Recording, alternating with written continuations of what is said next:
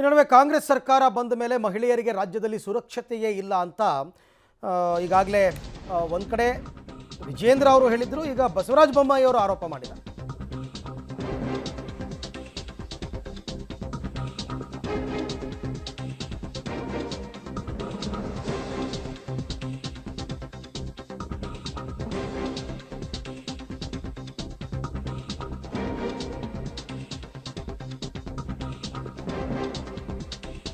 ಕಾಂಗ್ರೆಸ್ ಸರ್ಕಾರ ಬಂದ ಮೇಲೆ ಮಹಿಳೆಯರಿಗೆ ಸುರಕ್ಷತೆನೇ ಇಲ್ಲ.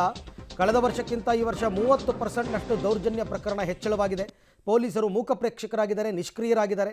ಕಾಂಗ್ರೆಸ್ ನಾಯಕರ ಬೆಂಬಲ ಪುಡಿ ರೌಡಿಗಳ ಮೇಲಿದೆ ಅಂತ ಮಾಜಿ ಸಿಎಂ ಬಸವರಾಜ ಬೊಮ್ಮಾಯಿ ಆರೋಪ ಮಾಡಿದ್ದಾರೆ. ನಾಳೆ ಭೇಟಿ ಆಗ್ತೀವಿ. ಸಂತ್ರಸ್ತ ಮಹಿಳೆಯನ್ನು ನಾಳೆ ನಮ್ಮ ಮಹಿಳಾ ನಿಯೋಗ ಹೋಗಿ ಭೇಟಿ ಆಗ್ತಾರೆ ಅಧ್ಯಕ್ಷರು ನೇತೃತ್ವದಲ್ಲಿ.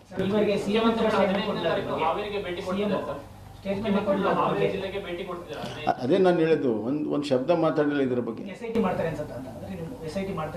ಮಾಡಬೇಕು ಅಂತ.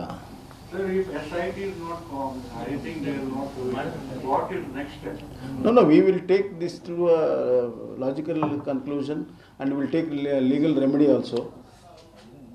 We will see that there will be some court instructions or court monitored inquiry into this.